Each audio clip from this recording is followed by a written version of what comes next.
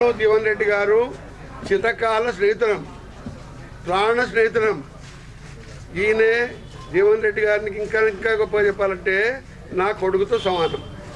ఈయనే నా ఇంటికి, నాకు, నా భార్యకు, నా పిల్లగాళ్ళకు, నాకు అందరికి కూడా మా కుటుంబ సభ్యుడిదే.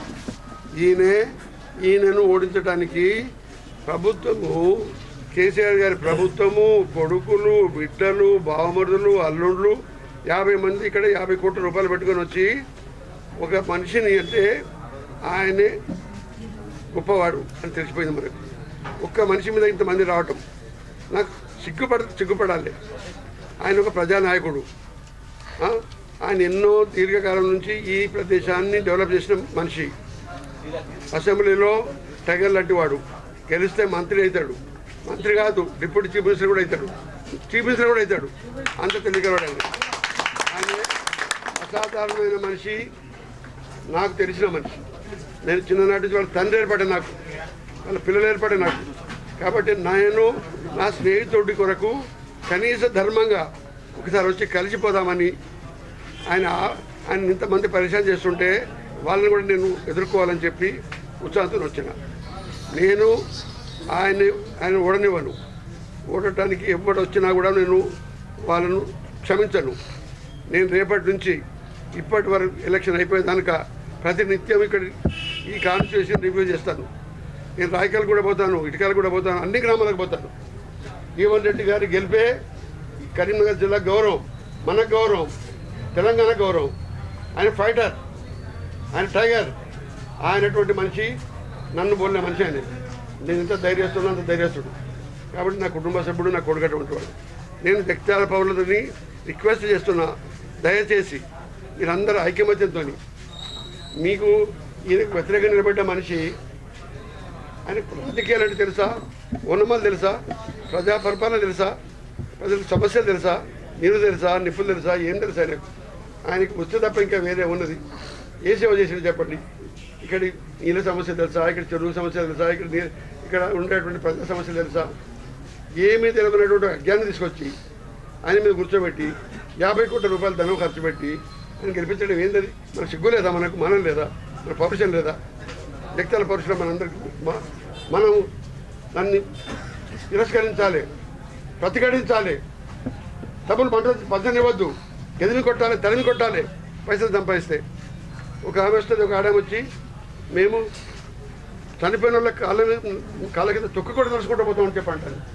సిగ్గు మానే ఉండాలి. అక్కడ కుండగట్టగా 60 మంది వస్తే బిడ్డ రాదు, కొడుకు రాదు, తండ్రి రాడు. ఆ నలుగురే. నలుగురు అంటే ఎవరు? అల్లుడు, బిడ్డ, కొడుకు. ఆయనే. అంటే ఈ రాజ్యాన్ని దోచుకోవటానికి ఇంతమంది. ఇదివరకు ఏ ప్రపంచంలో, ఎక్కడ ఏ ప్రభుత్వంలో 5 దోచుకొని తిన్నారా? రాజులు దోచుకొని తిన్నారు కావచ్చు, కానీ ఎటు పడితే దోచుకో. ఎన్ని వేల కోట్లు ఉంటే ఒక ఎమ్మెల్యే కట్ట 9 కోట్లు మొదలట, గెలిచి వస్తే ఇంకా 9 కోట్లట. ఇప్పుడు ఈనటువంటి 50 కోట్లట. అంటే పైసలకు ఎక్కడికి వెళ్ళి వస్తున్నాయి? మీకు గుమ్ములు ఎక్కడికి వెళ్ళి వస్తున్నాయి? రాష్ట్రం ఎక్కడికి వెళ్ళి వస్తున్నాయి? దోషపూరితం అని ఎన్ని తప్పులు చేసిండు. స్టూడెంట్ అప్పుడు తప్పులు చేసిండు, రాజకీయంగా వచ్చినాక నువ్వు తప్పులు చేసిండు. నీకు అందరూ తెలియంది కాదు. గల్ఫ్ కంట్రీలో మనుషులు పంపించి ఎగబడితే దెబ్బలు కొట్టింది, నీకు తెలియంది కాదు. ఆయన రకరకాల వృత్తులని నీచ ప్రవృత్తి.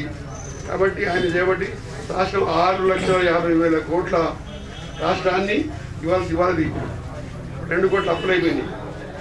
500 స్కీములు, హామీలు, డబ్బు లేదు. రాసిన ₹1 కూడా డబ్బు లేదు. ఇవాళ తీసింది. ఈ 500 స్కీములకు పైసలు ఎక్కడ పెట్టిండు? బడ్జెట్ పెట్టినా పెట్టలేదు. డబ్బు ఉందా? లేదు. ఇంత పచ్చలకే పైసలు లేవు.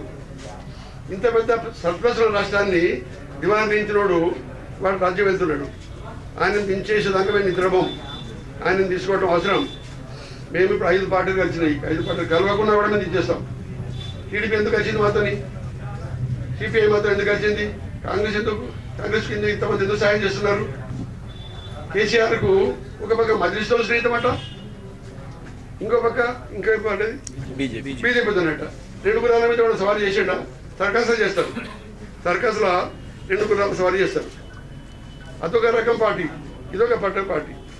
వాళ్ళకి 50 కోట్లు ఇచ్చాడు, వీళ్ళకి 50 కోట్లు ఇచ్చాడు. వాళ్ళకి 60 వేలు ఇచ్చాడు, వీళ్ళకి 20 కోట్లు ఇచ్చాడు. ఇది ఒకటే కాదు, వచ్చే పార్లమెంట్ ఎలక్షన్లో కూడా సగం సీట్లు బీజేపీ కట్ట, సగం సీట్లు కాంగ్రెస్ కట్ట. అంటే ఏంటి ఎవరిని తాగి అనుకుంటాడు ఆయన. కాబట్టి నీతిహీనమైనటువంటి అన్ని రకాలటువంటి దుర్గుణమైనటువంటి మనిషి, దోపిడీ చేసే మనిషి, దొంగ లంగ లఫంగా ఆ మనిషిని వచ్చి ఒక న్యాయంగా బతికే మనిషిని ఒక చిన్న కుటుంబంకి వెళ్ళి వచ్చి, మధ్యతరగతి కుటుంబంకి వెళ్ళి వచ్చి 20 సంవత్సరాలకి వెళ్ళి ఓడిపోయినా గెలిచినా ఇక్కడ పట్టుకొని ఉండి మనకు సేవ చేసేటువంటి మనిషిని ఆయన కాదని చెప్పి అనామకుడు, ఏమి తెలియనటువంటి మూర్ఖుడు, పిసినారోడు, ఒక పైసా కూడా ఖర్చు పెట్టాడు. ఎవరన్నా వైద్యానికి పోతే డబుల్ పైసలు వసూలు చేస్తాడు. ఇటువంటి మనిషిని తీసి పెట్టుకుంటారా మీరు ఎత్తు మీద? ఆయనకి ఏం సేవ చేసిండు? వడ్డీ వ్యాపారి. ఆ మనిషిలో ఏ సుగుణం లేదు, వద్దు. మరి ఆయన మటుకైతే ఈ పని కూర్చోబెట్టుకుంటే మీకు ఈ పరిపాలన ఎవరు చేయాలి, ఈ రాజ్యాన్ని ఎవరు కాపాడాలి? ఎన్ని పనులు అండి? కరెంట్ తీసుకురాలేదా ఆయన? పోల్స్ తీసుకురాలేదా? మంచిగా తీసుకురాలేదా? ఎన్ని డెవలప్మెంట్ చేసింది ఇక్కడ? ఇన్ని డెవలప్మెంట్ చేసినటువంటి మనిషిని కాదని మీరు లెక్క పెట్టుకుంటే నువ్వు డెవలప్మెంట్ చేసింది ఇక్కడ. ఇంకా చేస్తాడు, ఇంతకంటే డబల్ చేస్తాడు. కాబట్టి నేను 70-85 ఏళ్ళ వయసులో నా భార్య చనిపోతే కూడా నేను నెత్తిన పెట్టగా నా స్నేహితుని కొరకు, నా ప్రాణ స్నేహితుని కొరకు, నా కొడుకటువంటి మనిషి కొరకు వచ్చిన దయచేసి ఆయన గెలిపించండి, దయచేసి. ఎందుకంటే ఈ లంచగొండి ముండగొడుగులు వచ్చి మన చుట్టూ కూర్చున్నారు. వాడు బామ్మడిదట, వాడు శ్రీనివాసరావు అట, ఆ కవితమ్మనట. ఆమె ఏ పని నిజామాబాద్ అడుగు పెట్టిస్తలేరు, కారు దిగనిస్తలేరు, మీటింగ్ పెట్టేస్తలేదు. ఆడ ఇక్కడికి వచ్చింది. ఎక్కడ పోయినా కూడా కేసీఆర్కు చుక్క ఎదురైతుంది. కేసీఆర్ ఖమ్మంలో ఒక సీట్ వస్తలేదు, నిజామాబాద్ ఒక సీట్ వస్తలేదు, మహబూబ్నగర్ ఒక సీట్ వస్తలేదు. ఓడిపోయాడు వాడు. ఆయన ఇప్పటికే చేతులెత్తేసాడు.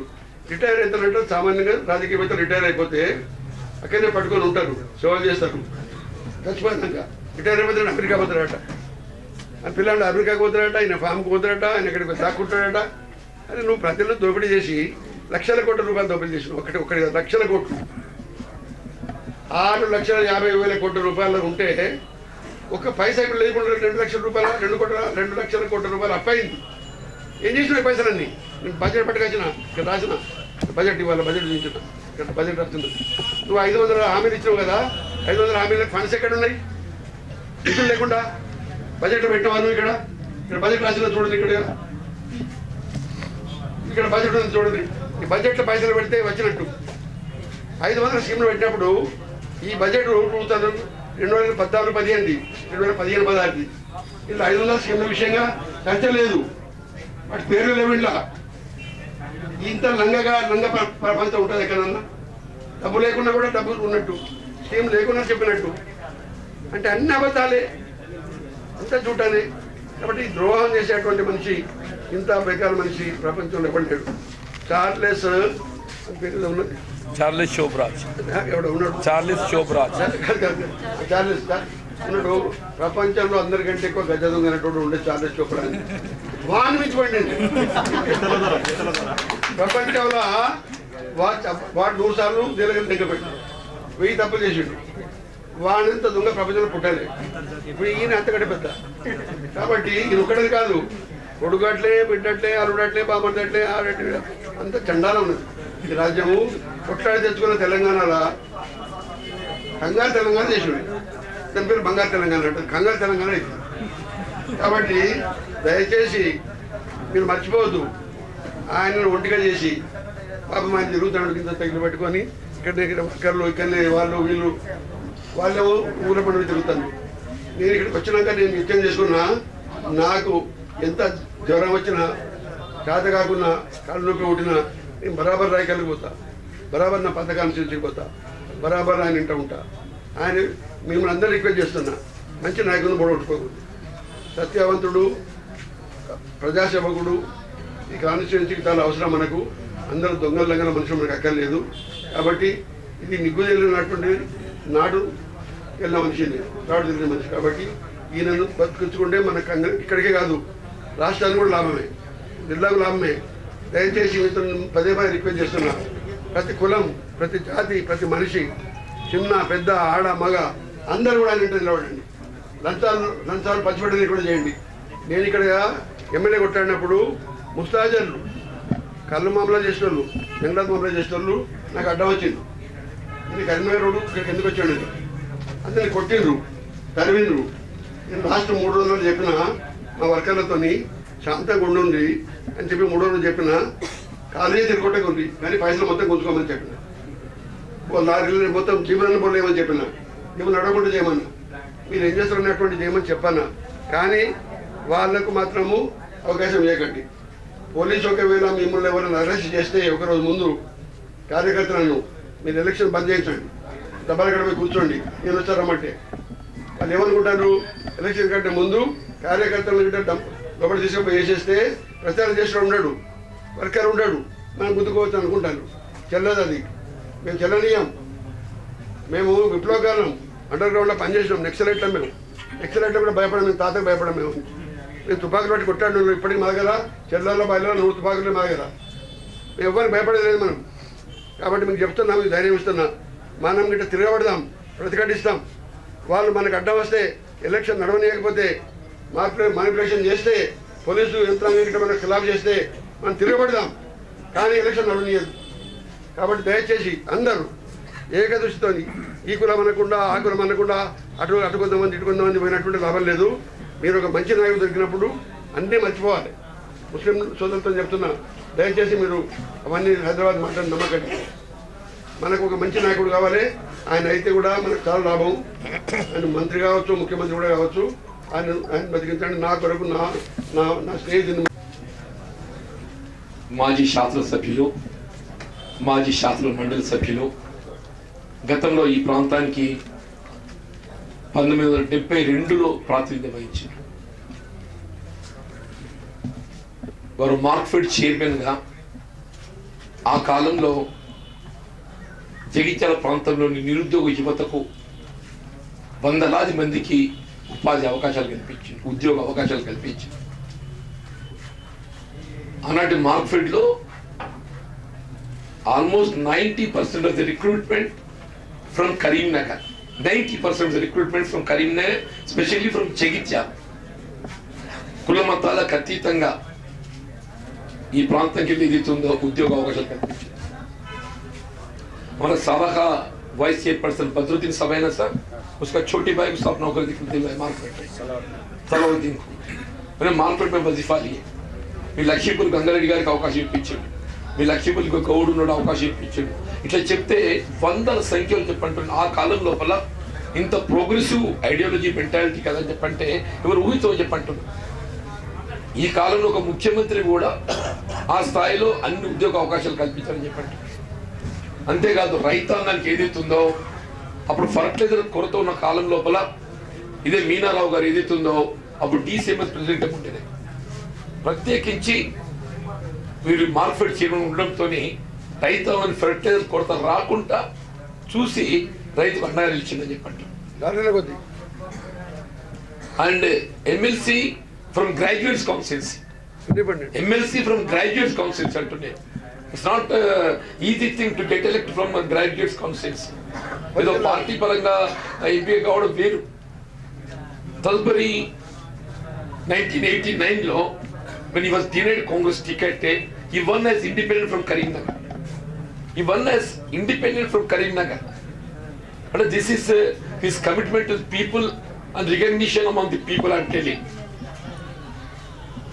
మరొక జగిత్యాల ప్రాంతమనే కాకుండా కరీంనగర్ జిల్లాని కాబట్టి యావత్ తెలంగాణ పోరాట యూత్ గురించి చెప్పాలంటే వీరి ఫాదర్ ఏదైతుందో కేశవరావు గారు అని చెప్పని వారు స్వతంత్ర పోరాట యూతుడు. కేశవరావు గారు ఏదైతుందో ఫ్రీడమ్ ఫైటర్. కొండాల్లో వారు ఏదైతుందో తెలుగు అకాడమీ చైర్మన్ గుండ్రి విద్యావేత్త. మరి జగిత్యాలలో ఎస్కేఎన్ఆర్ కళాశాల తీర్చిదిద్దబడ్డది అంటే వీరు అన్నగారు చెప్పండి. It was the first principal of SKNR college కొండాల్లో గారు. వారు ప్రిన్సిపల్గా బాధ్యత నిర్వర్తించడంతోనే ఆ కళాశాల రాష్ట్ర స్థాయిలో గుర్తింపు పొందిందని చెప్పంటున్నాను. అంటే ఈ ఫ్యామిలీకి పీపుల్ కమిట్మెంట్ అనేది ఎంత ఉందో చెప్పడానికి మాత్రం నేను ప్రయత్నం చేస్తున్నాను చెప్పంటున్నాను. ఇవాళ ఎన్నికల్లో ఏదైతుందో ఏదో కేవలం టీఆర్ఎస్ కాంగ్రెస్ మధ్య జరుగుతున్నటువంటి ఒక ఎన్నిక భావించడం వీల్లేదు. ఇది ఒక నియంత్రణతో పాలనకున్న ప్రజాస్వామ్య పరిరక్షణ కొరకు పాటుపడేటట్టు ఒక రాజకీయ పార్టీల మధ్య జరుగుతున్న పోరాటం చెప్పంటున్నా. మరి ఏ ఆశయాలతో అయితే తెలంగాణ రాష్ట్రాన్ని ఏర్పాటు చేసుకోవడం జరిగిందో ఆ ఆశయాల అమలుకు పాటుపడే విధంగా ఆనాడు ఉద్యమ సమయంలో పార్టిసిపెంట్ అయినటువంటి కూటమిలో minus TRS all other political parties are together. ఆనాడు తెలంగాణ జేఏసీలో భాగస్వాములైనటువంటి రాజకీయ పార్టీలు కేవలం టిఆర్ఎస్ పార్టీ మినహా its convener Kodanda Ram is with us, Congress is heading it, Telugudesam is one of the constituent, even Communist Party of India ప్రజాగాయకుడు గద్దర్ గారే అని చెప్పంటూ నేను ఆయన ఖాళీ గెజ్జెగట్టి నేను 2006 ఎన్నికల్లో కాంగ్రెస్ పార్టీ అభ్యర్థిగా పార్లమెంట్ పోటీ చేస్తే కేవలం తెలంగాణ నినాదాన్ని వాదాన్ని బతికించడానికి కొరకు ఇదే జగిత్యాల్లో కేసీఆర్ గెలుపు కొరకు పాత బస్ స్టాండ్ కొత్త బస్ స్టాండ్ దాకా ఖాళీ గెజ్జెగట్టి నడిచిందని చెప్పంటున్నాను గద్దర్ గారు. మరి అటువంటి గద్దర్ గారి వల్ల కేసీఆర్ ఓటమి కొరకు మళ్ళీ గెజ్జెగట్టిందంటే దయచేసి గ్రహించండి చెప్పంటున్నాను. ఆనాడు తెలంగాణ వాదాన్ని బ్రతికించడానికి ఖాళీ గెజ్జెగడితే ప్రజాస్వామ్య పరిరక్షణ కొరకు మళ్ళీ ఖాళీ గెజ్జెగట్టిందని చెప్పంటుంది. ఈ ఎన్నిక అనేది ఏదైతుందో ఒక నియంత్రిత పాలన, ప్రజల పక్షాన నిలబడి పోరాటం, ఏ బంగారు తెలంగాణ నినాదంతో ప్రజానీకాన్ని భ్రమలో పెట్టే ప్రయత్నం చేస్తుండో సామాజిక తెలంగాణ నిర్మాణం లక్ష్యంగా ప్రతిపక్ష ఐక్యకూటమి ఏర్పాటు కావడం జరిగింది అంటున్నా. నేను గౌరవ పార్లమెంట్ సభ్యురాలు జగిత్యాల ఈ ప్రాంతంలో ఎన్నికల ప్రచార కార్యక్రమం సందర్భంగా వాస్తవం నాకు ఆశ్చర్యం కలుగుతుంది. చంద్రబాబు నాయుడు గారితో మీరు ఏమంతా పొత్తు పెట్టుకున్నారు? వారు ఏదైతుందో తెలంగాణ ప్రాజెక్టులను అడ్డుకోవడానికి లేఖలు రాసిండ్రు. అంటే చంద్రబాబు నాయుడు గారు లేఖలు రాస్తే తెలంగాణ ప్రభుత్వం అంత అసమర్థ ప్రభుత్వమా? తెలంగాణ ప్రభుత్వం అంత అసమర్థ ప్రభుత్వం అని చెప్పి అంటున్నా. మళ్ళీ జల వనరులకు సంబంధించి ఎవరు ఉత్తరాల సాగేటి కాదవి. జల వనరులకు సంబంధించి ఏ ప్రాంతం వారికి ఏ హక్కులు ఉండాలి నిర్దేశించబడతాయి. మళ్ళీ గోదావరి నదిపై ఏదైతుందో మహారాష్ట్రకి ఏ మేరకు హక్కులు ఉంటాయి, తెలంగాణ ప్రాంతానికి ఏ మేరకు హక్కులు ఉంటాయి, దిగువన ఆంధ్ర ప్రాంతానికి ఏ మేరకు హక్కులు ఉంటాయి అనేది నిర్దేశిస్తాయి. అంతేగాని ఏదైతుందో ఎవరో లేఖ రాసింది కాబట్టి ప్రాజెక్టులు నిలిచిపోతాయని చెప్పి అనుకుంటే ఎట్లనే నీ మీద నీకు అంత విశ్వాసం లోపించిందా? ఆయన లేఖలు రాయలేదు. సారీ సార్ రాసిందా రాయిందా పక్కన పెట్టి ఐఎమ్ నాట్ గోయింగ్ డీటెయిల్స్ బోధించుకోవాలి. కానీ నేనేమంటున్నా, లేఖలు రాస్తే అయిపోవడానికి నీది అంత అసమర్థ ప్రభుత్వం అని చెప్పి అంటున్నాను. చంద్రబాబు నాయుడు గారితో పొత్తు ఎవరి ముందు పెట్టుకుంటే 2009 ఎన్నికల్లో టీడీపీతో పొత్తు పెట్టుకొని మహబూబ్ నగర్ పార్లమెంట్ స్థానం ఏదైతుందో but for support of TDP you are able to win the election. But for support of TDP you are able to win the election అంటే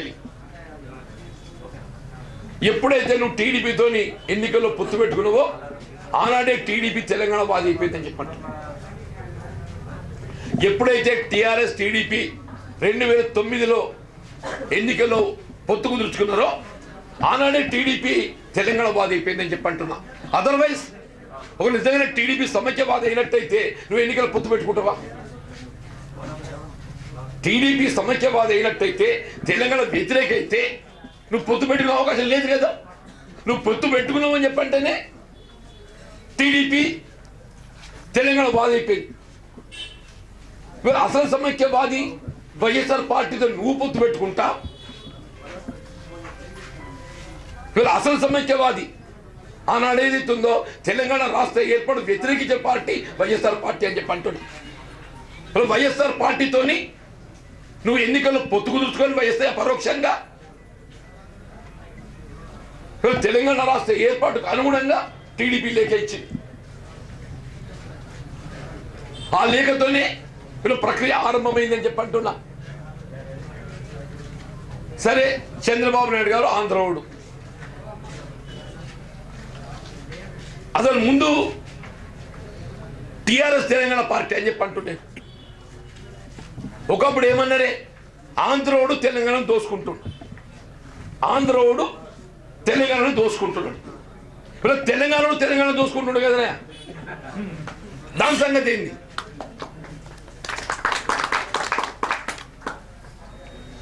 ఏ ఎస్ఆర్ఎస్పి పునరుజ్జీవం కాళేశ్వరం ప్రాజెక్ట్కి వెళ్ళి ఎగువకు రివర్స్ పంపింగ్ అని చెప్పాను. ఎస్ఆర్ఎస్పి పునరుజ్జీవం కాదు, దాని జీవం లేకుండా చేస్తుంది టీఆర్ఎస్ పార్టీ అని చెప్పంటున్నాను. ఈ సంవత్సరం ప్రాజెక్టులో 74 టీఎంసీ నీరు చేరితే మనం 2 పంటలు పండే అవకాశం ఉండే. ఎస్ఆర్ఎస్పికి సంబంధం లేని ఎల్లంపల్లి ప్రాజెక్ట్ ఏదైతే ఉందో 15 టీఎంసీ తరలించడంతో 15 టీఎంసీ ఆన్ రికార్డ్ అంటే 15 టీఎంసీ అక్రమంగా తరలించడంతో ఇవాళ పూర్వ కరీంనగర్ జిల్లా జగిత్యాల కానివ్వండి, పెద్దపల్లి కానివ్వండి, మంత్రిని కానివ్వండి, ఇలా వేసవి పంట 2వ పంట కోల్పోయే పరిస్థితి వచ్చిందని చెప్పంటున్నా. దీనికి బాధ్యులు ఎవరో అని చెప్పంటున్నాను.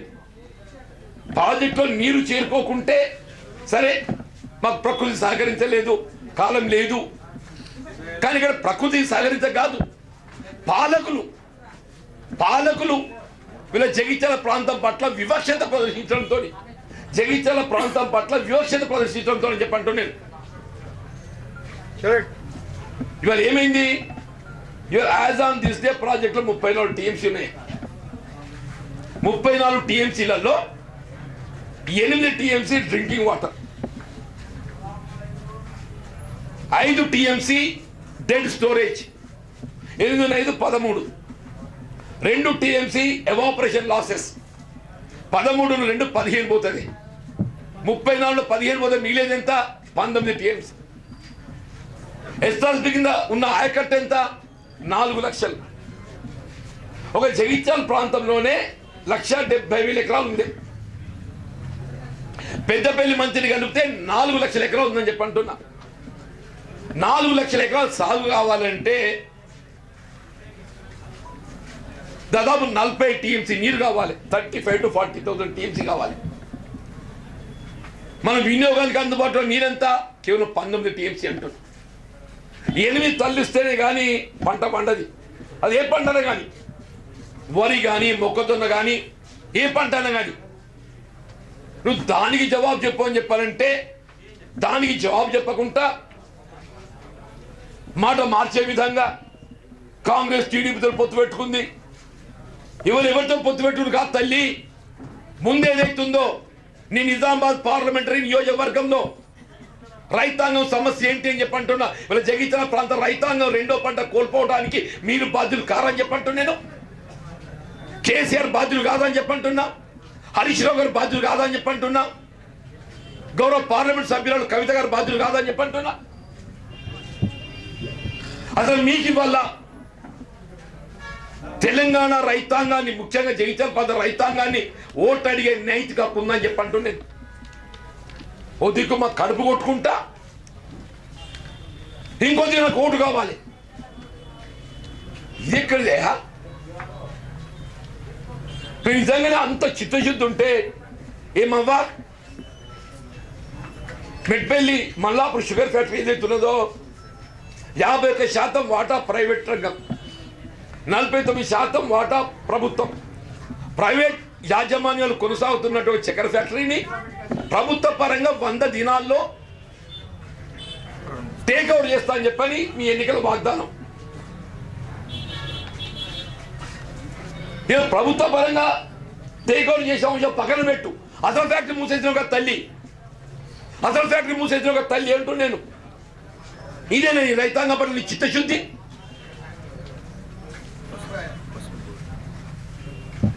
మీరు కేవలం పార్లమెంట్ సభ్యురాలుగానే కాదు, గౌరవ ముఖ్యమంత్రి గారి ముద్దుల కూతురు.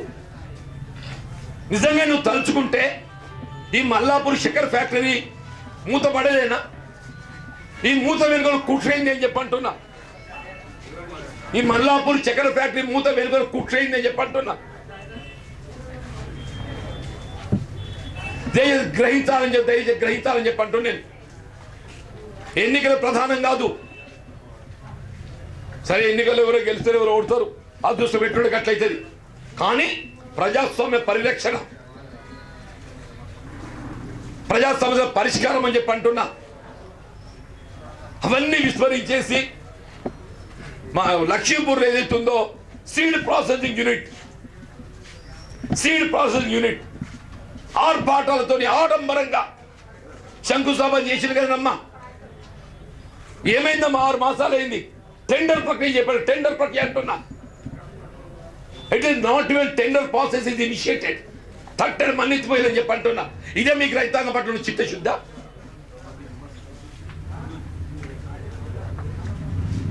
ఇంకా విషయాలు చాలా ఉన్నాయి అంటున్నాను. ముఖ్యమంత్రి గారు ఏదైతుందో ఆయన ఓపిక నశించిపోయిందా? అంటే ఆయన లోపల ఏదైతుందో అభద్రత కనబడుతుంది. అభద్రత, ఇన్సెక్యూరిటీ ఫీలింగ్ వచ్చింది. ఒక ముస్లిం సోదరుడు ఏదైతుందో क्या हुआ साहब हमारा 12% रिजर्वेशन है, चुप बैठ जाओ. तेरे बाप से बोलता ఇదేనా అండి? ఓ సమస్యలు ఏమైనా పడ్డట్టయితే బాబు ఇంకో ప్రక్రియ ఇంకో ఈ దశలో ఉన్నది. You try to convince them. అర్థమని అంటే ఏంటి? నువ్వు 4 మాసాల లోపల అమలు చేస్తున్న 12% రిజర్వేషన్ 4 సంవత్సరాలు గడిచినా కానీ जो 4 महीने के अंदर मैं रिजर्वेशन अमल में लाऊंगा बोल के तो वादा करे, 4 साल हुए तो भी तुम अमल नहीं कर सकते. आज तुमको मुसलमानों की वोट मांगने की हक क्या है क्या बोल के पूछना चाहता हूं मैं. बाबा గిరిజనులే జనాభా ప్రాతిపదికన రిజర్వేషన్ రాజ్యాంగం కల్పించిన హక్కు అని చెప్పంటున్నా. రాష్ట్రంలో గిరిజన జనాభా 10% ఉన్నది. ఉమ్మడి ఆంధ్రప్రదేశ్లో 6% ఉంటే వీళ్ళు 10% పెంచడం రాజ్యాంగం కల్పించిన హక్కు అని చెప్పంటున్నా. రైతాంగాన్ని మభ్యపెట్టడం, గిరిజనుల మోసం, ఉన్నది మాట్లాడితే ఎగిరిపడు. ఎన్ని రోజులు ఎగిరిపడతావో? ఇక వారం రోజులు నీ పరికతం అయిపోతుంది. ఎంత ఎగిరినా వారం రోజులు అంటున్నా. ఎంత ఎగిరినా వారం రోజులు చెప్పంటున్నా. నువ్వు అనుకుంటుండొచ్చు నీ మూటలతో ఏదైతుందో ఓటర్లు మభ్య పెడతా అని చెప్పని. అది సహజం కాదు. తెలంగాణ ఓటర్ ఏదైతుందో చైతన్యవంతమైన ఓటర్, తెలంగాణ ఓటర్ చైతన్యవంతమైన ఓటర్ అని చెప్పంటున్నా. నువ్వు కోట్లు కుమ్మరించిన వాళ్ళు ఏదైతుందో చైతన్యంతో వాస్తవానికి అనుగుణంగా ప్రజాస్వామ్య పునరుద్ధరణ ప్రధానం అని చెప్పంటున్నా. వీళ్ళ వాక్ స్వాతంత్రం లేదు.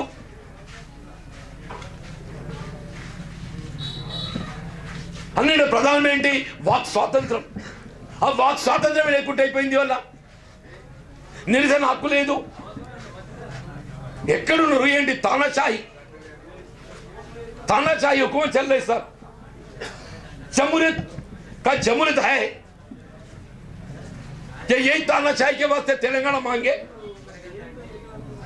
పెద్దాయన జయపతిరావు గారు 80 సంవత్సరాల వయసులో ఏదైతుందో ఉండబట్టలేకనే అన్న, ఎందుకన్నా మీరు ఈ వయసులో లేని జీవన్, నా వయసు ప్రధానం కాదు, నా జీవితం ఉన్నంత వరకు ఈ ప్రజాస్వామ్య పరిరక్షణ కొరకు పోరాటం చేయడం నా బాధ్యత అని చెప్పని వారు వచ్చిన చెప్పండి. నేను ఎన్నికలు గెలిస్తే కుర్చీ, గెలకుంటే పోయి ఫామ్ వదలమంట. నిన్ను ఎవడా ఇట్లా మండేటోడివే అట్లా మండేటోడివే, ఇట్లా మాత్రం ఏం చెప్తున్నావే? నువ్వు ఆయన అంటాడు నన్ను గెలిపి లేకుండా సన్యాసం తీసుకుంటా. అరే ఏంటిది? దయచేసి గమనించండి అని చెప్పంటూ నేను జగిత్యాల ఓటర్ మహాశయులకు వాస్తవం వల్ల ఈ స్థాయిలో నేను నిలబడగలిగానని చెప్పానంటే జగిత్యాల ప్రాంతంలో పేద ప్రజల నా మీద ఉండేట ఒక విశ్వాసం, అభిమానం అని చెప్పంటున్నాయి. ఇది మామూలు కాదని చెప్పంటున్నాను. నేను ఎన్ని జన్మలు ఎత్తినా ఈ జగిత్యాల ప్రాంత ప్రజల రుణం తీసుకోలేనని చెప్పంటున్నా. జగిత్యాల ప్రాంత ప్రజల రుణం తీసుకోలేని చెప్పంటున్నా. సరే గెలిస్తే అదృష్టం. ఆయనలోకి ఏం చెప్తుందో గెలిపి లేకుండా పోతా నేను దేశం పట్టుకొని. నేను ఇదివరకు 3 సార్లు ఓడిపోయింది అంటున్నాను. కేసీఆర్ గారు నేను ఇద్దరం ఒకటే ఎన్నికలు పోటీ చేసినాయి. 1983 వారు సిద్దిపేట గెలిచేసిండ్రు, నేను జగిత్యాల గెలిచేసింది. నేను గెలిచిన ఆయన ఓడిపోయాడు. ఆయన రాజకీయ జీవితం ఓటమితో ఆరంభమైంది. నా రాజకీయ జీవితం గెలుపుతో ఆరంభమైంది అంటున్నా. రాజకీయ జీవితం గెలుపుతో ఆరంభమైందని చెప్పండి.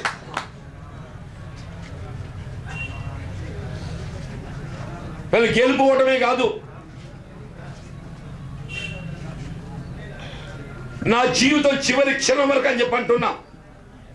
జీవితం చివరి క్షణం వరకు, బొందిలో ప్రాణం ఉన్నంత వరకు ఈ ప్రాంత ప్రజల సంక్షేమం కొరకు, ఈ ప్రాంత అభివృద్ధి కొరకు, పేద ప్రజల సంక్షేమం కొరకు ఏ హోదాలో ఉన్నా లేకున్నా పాటుపడడం ఏదైతుందో నా వంతు బాధ్యత భావిస్తాను.